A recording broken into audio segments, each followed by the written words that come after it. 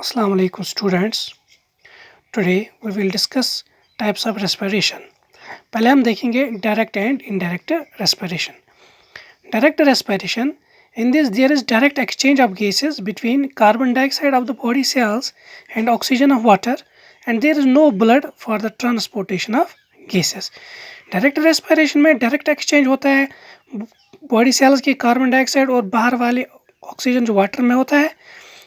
कोई medium involve नहीं होता है इन केसेस को एक्सचेंज करने, लाइक जो ब्लड जनरली इन्वॉल्व होता है. एक्सचेंज ऑफ गैसेस जो होता है that occurs on the principle of diffusion through moist body surface. In organisms में जो बॉडी सर वो मॉइस्ट होती है, तो exchange of gases occurs on the principle of diffusion, that is from high concentration to low concentration.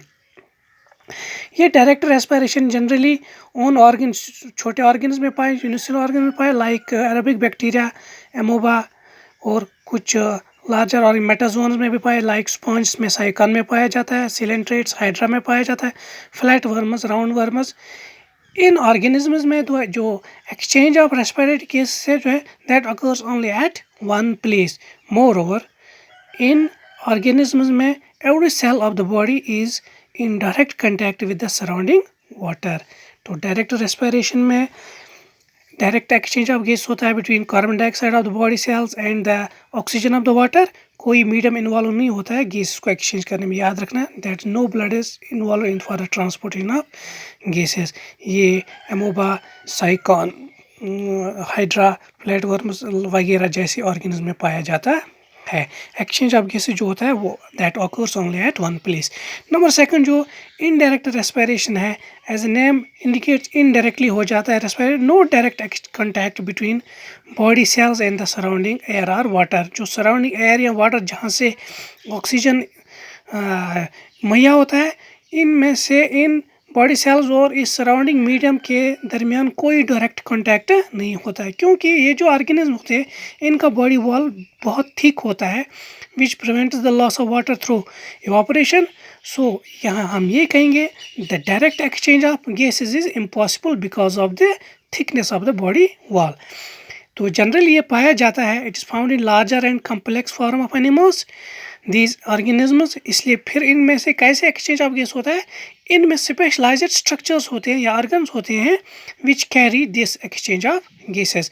अगर हम बात करेंगे कुछ ऑर्गेनिज्म की, स्किन एक रेस्पिरेटरी ऑर्गन है एनालिड्स और एम्फीबियंस में, gills, crustaceans, molluscs, all fishes and some amphibians. इसी तरह लंग्स होते हैं सिनेल्स में, some amphibians, all reptiles, birds and mammals. Birds, reptiles, mammals, snails, कुछ एम्फीबियंस में लंग्स पाए जाते हैं जो रेस्पिरेटरी ऑर्गन है.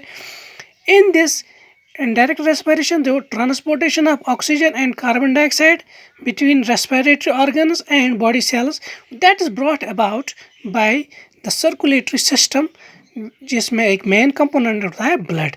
जे रेस्पिरेटरी ऑर्गन्स और बॉडी सेल्स के दरमियान जो एक्सचेंज ऑफ गैस है that is brought about by the blood. इसका मतलब है दैट्स वाई इसमें कोई डायरेक्ट एक्सचेंज नहीं होता है, एक्सचेंज होता है via blood. That's why it is called indirect respiration. इस इनडायरेक्ट रेस्पिरेशन में जो एक्सचेंज ऑफ रेस्पिरेटरी गैस है that occurs at two place, दो जगहों पे होता है. पहले at the level of respiratory surface, जो रेस्पिरेटरी ऑर्गन सरफेस है वहाँ पे, और दूसरा at cellular level. Cellular level में, रेस्पिरेटरी लेवल में भी एक्सचेंज ऑफ गैस होता है. पहले कार्बन डाइऑक्साइड, ऑक्सीजन, वहाँ सेलुलर लेवल में जहाँ पे सेल्स में कार्बन डाइऑक्साइड प्रोड्यूस होता है वहाँ ऑक्सीजन की ज़रूरत है, कार्बन डाइऑक्साइड बाहर आके निकलता है. तो यहाँ पे मतलब कहने का ये है इनडायरेक्ट रेस्पिरेशन में कोई डायरेक्ट एक्सचेंज नहीं होता है गैसेस का, जनरली कार्बन डाइऑक्साइड वाटर का, लेकिन इसमें जो एक्सचेंज होता है that occurs through a medium called blood, that circulatory system. Next video we will discuss aerobic and anaerobic respiration. Hope you understand it. Thank you.